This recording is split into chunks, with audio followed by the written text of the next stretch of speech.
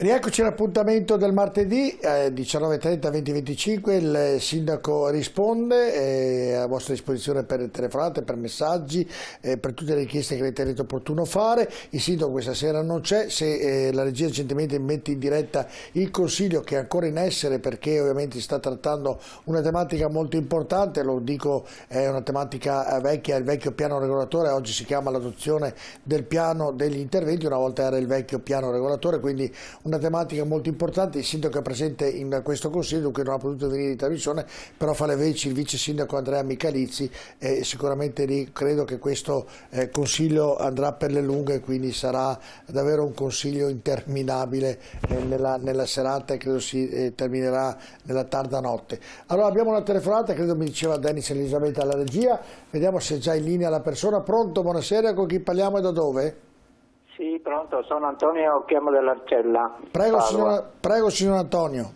Allora, volevo chiedere al vice sindaco che spiegasse meglio, il progetto della bicipolitana.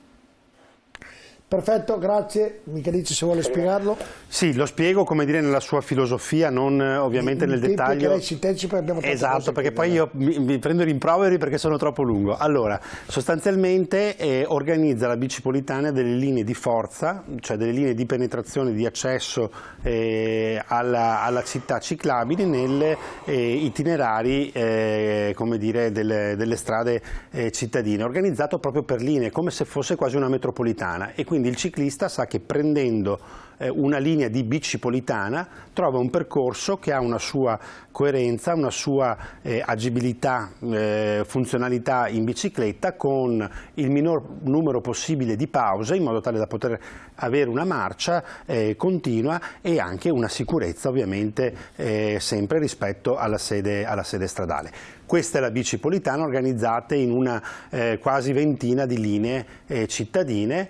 Noi abbiamo completato il 98% degli itinerari. Quello che manca adesso è la segnaletica dedicata, cioè renderla riconoscibile in modo tale che poi il ciclista naturalmente possa, come dire, utilizzarla come veicolo dove però andare con le sue gambe. Messaggi, iniziamo con il primo, Denis. Buonasera, cosa avete intenzione di fare per i furti di biciclette? Un parcheggio a pagamento? Mi rispondete che non c'è posto adatto, ma perché non predisporre le attuali rastrelliere con blocchi a pagamento? Ha aperto si è illuminato una lampadina Michalizzi, quando ha detto a pagamento si è illuminata una lampadina. Sinceramente, insomma, non ho visto questi dispositivi. Gli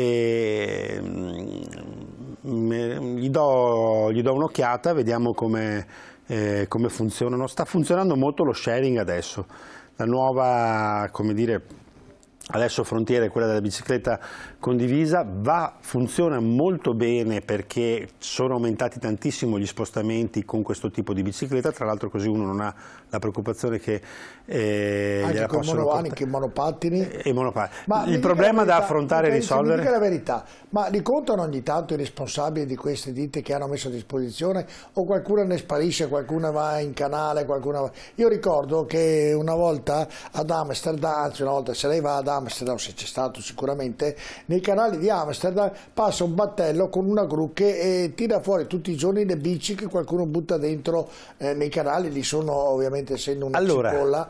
Qui com'è la situazione? Chi conta le biciclette? Sono i gestori del servizio che le hanno tutte, ci sono tutte geolocalizzate. Sparisce. Allora loro ci dicono, ovviamente ogni tanto qualche marachella la vediamo tutti, e qualche bicicletta appesa o buttata o cose di questo tipo. Buttata si vede, ma che non si veda proprio più, è capitato?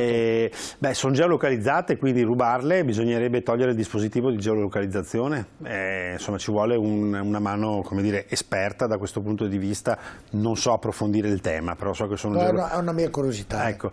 Però ecco, io stavo dicendo questo, cioè l'aspetto positivo è che sono molto usate e che hanno, come dire, aumentato gli spostamenti in bicicletta. Dobbiamo lavorare meglio nel, come dire, gestire con ordine questo servizio, perché alle volte alcune biciclette e alcuni monopattini abbandonati costituiscono o un pericolo o una barriera architettonica, perché magari impediscono poi perché sono parcheggiate su marciapiede o insomma, in modo non corretto. Ecco. Però diciamo che stiamo avendo soddisfazioni, anche le società che gestiscono parlano di Padova come una città che usa volentieri il servizio della bicicletta. Altro messaggio. Buongiorno, sono Mauro, giro spesso in moto a Padova e devo dire che la situazione dell'asfalto nella grande rotonda del Bassanello è estremamente pericolosa. Ci sono un sacco di buche e spesso ho rischiato di cadere. Grazie, saluti. Ok, la prendo come segnalazione questa e verifico l'ambito diciamo di intervento è quello che ho citato nel corso delle altre telefonate. Dopo Pasqua iniziano i cantieri di sistemazione stradale, quindi cerchiamo di inserire anche questo tipo di manutenzione di interventi. Andiamo nel terzo messaggio, Dennis. Progetti per rivalutare e rivitalizzare la zona di Brusegana. Le zone a sinistra sono stradine troppo strette e mancanza di parcheggi, sensi unici. Le zone a destra, via Ciamician, ci sono molte zone da poter sistemare. Regna un senso di disordine generale per questa zona di Padova. Questo è un tema che mi appassiona molto, cioè quello di dare, come dire, dignità, ordine, delle funzioni agli spazi di periferia, dei quartieri. Mi piacerebbe sempre di più abbandonare il termine periferie e parlare appunto di centralità urbane, come si diceva prima. Quello è un quartiere densamente abitato e che ha anche il problema della strada principale, che è una via di attraversamento della città. In quella zona abbiamo fatto alcuni lavori di sistemazione vicino al piazzale della chiesa, Santo Stefano d'Ungheria. E stando un po' più larghi ci siamo dedicati ad un cantiere che è quasi terminato, ultimato. Il 30 aprile inaugureremo la nuova piazza a Cave di fronte alla chiesa, uno spazio davvero molto bello, e sempre lì in zona abbiamo risistemato, riqualificato l'argine del Brentella e quindi offrendo uno spazio anche illuminato per le passeggiate, come dire, lungo il fiume in mezzo alla natura. Bisogna continuare, anche perché poi bisogna, come dire, sono tanti gli spazi e tanti i luoghi su cui intervenire, perché il tema che pone questo telespettatore è quello, come dire, centrale, cioè spazi fruibili, spazi ordinati, spazi ben tenuti, e questo deve essere lo standard a cui dobbiamo puntare. Altro messaggio, andiamo, credo sia l'ultimo di questa serie. Dennis, poi una domanda che è arrivato, un messaggio anche a me per il vice sindaco, vai. Quando iniziano i lavori per sistemare il ponte in ferro sotto la Specola? Andrea. Allora, aspetta che sto facendo mente locale perché abbiamo molti ponti. Sì, il ponte è quello di ferro sotto la Specola. Si doveva iniziare un po' di tempo fa. Qui c'è stato un doppio annuncio, infatti, perché una volta finanziato e progettato la sistemazione di quel ponte in metallo che ha bisogno di intervento, e l'interlocuzione con la sovrintendenza ha cambiato radicalmente il progetto, perché la sovrintendenza ha preteso, giustamente insomma, che si trattasse quell'oggetto come un bene storico vincolato, e quindi la sistemazione doveva prevedere la sistemazione anche delle componenti e delle modalità costruttive dell'epoca che dovevano essere conservate.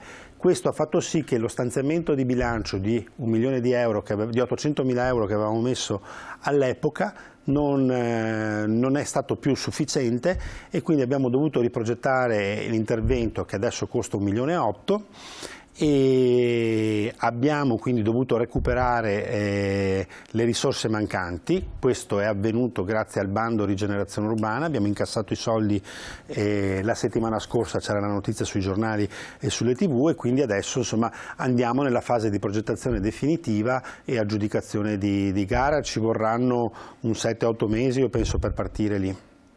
Ecco, se mi è arrivato un messaggio che mi dice: alla Mandria sono iniziati i lavori di spianamento per la nuova linea, per il capolinea della nuova linea, in quanto tempo termineranno quei lavori? Sì, sono iniziati anche abbastanza rapidamente perché abbiamo approvato la delibera alcune settimane fa. Quella è una zona che ci hanno tolto, le dico, i tempi, perché ogni giorno ci arrivavano messaggi per quell'autobus che passavano, che ingombrava e tant'altro. Ho seguito anch'io un po' di striscio, se posso dire, perché So che è stato chiamato anche lei, perché poi è andato il nostro Dennis a fare i servizi lì. Sono andato a vedere la situazione, che il comitato ha chiamato anche me. Ha guidato però qui l'assessore, il mio collega alla mobilità Ragona, e quindi la mia struttura in questo caso ha lavorato a servizio, come dire, di un lavoro che stava, come dire, seguendo lui per lo spostamento di questo capolinea, che in effetti sì, ha creato un po' di discussione, lo devo dire. Ma bisogna ascoltare tutte le campane, ma anche, come dire, approfondire con i residenti, magari però anche... nel sentire, io le dico perché c'è stata una zona dove ci siamo interessati, abbiamo mandato una troupe, abbiamo mandato, ci dicevano che lì quasi nessuno voleva che la linea venisse cambiata perché erano di pochi residenti. Ora qualcuno ha avuto il dubbio che sia stata fatta solo per qualcuno raccomandato, uso questo termine. Beh, poi insomma alle volte poi escono fuori, come dire, delle motivazioni. Vabbè, però, insomma, dopo però ecco, no, sicuramente no. Lì c'era l'idea di raggiungere un altro punto del quartiere, insomma, ma infatti lì... Però ha scontentato tutti. Ma perché lì non è che si contestava, perché quando un servizio lo allunghi e quindi lo porti anche ad altri, in realtà questa è una cosa positiva. Non era questo tanto contestato, era più contestato il tragitto che quindi avrebbe dovuto fare l'autobus in strade troppo strette. E quindi insomma qui è nato, quindi strade che magari prima erano più tranquille, oggi si vedono passare l'autobus. Si è risolto il problema, insomma l'avete risolto, quindi... E stiamo organizzando il capolinea, ecco, dopodiché sì, siamo venuti incontro, da quello che ho capito, da alcune esigenze lì della popolazione, qualche discussione ancora è in campo. E quindi vedremo. Guardi, devo già segnato di chiudere, però volevo dire che domani c'è l'inaugurazione della passerella fra Parco Roncaiette e La Fenice, 42 metri di lunghezza, 3,5. Se abbiamo le immagini, ce n'è una credo pesa 70 tonnellate, le immagini si riferiscono al varo del 15 e il 10, cioè un'altra passerella in più, eccola qui, questa è di un altro varo, presumo di aver capito. Quindi un altro lavoro in più, vice sindaco, che sì, soddisfa le esigenze delle zone dei quartieri. Sì, un altro intervento, sì, questa è una fase di montaggio. A me piace ogni tanto mostrare anche, come dire, fasi salienti di cantiere. Questa è un'opera molto importante perché unisce il Parco Roncaiette con il Parco Fenice, e quindi diciamo strappa un po' dall'isolamento il Roncaiette, collegandolo direttamente all'Argine del San Gregorio, che è uno dei percorsi più battuti, insomma, dai camminatori e ciclisti padovani, perché poi va direttamente sull'Argine Scaricatore. Domani c'è l'inaugurazione, giusto? Sì, domani la apriamo. Quindi domani c'è l'inaugurazione di questa. Vice Sindaco, la ringrazio perché sembra davvero arrivano ancora messaggi. Ma rispondiamo se c'è tempo, io non ho da fare. Ho il telegiornale di TV7, quindi rimarrei molto volentieri, però non abbiamo la possibilità. Grazie Vice Sindaco Andrea Michalizzi di essere stato questa sera con noi, buon lavoro ovviamente per quanto riguarda tutto quello che sta facendo per Padova e per la città di Padova. Grazie a voi.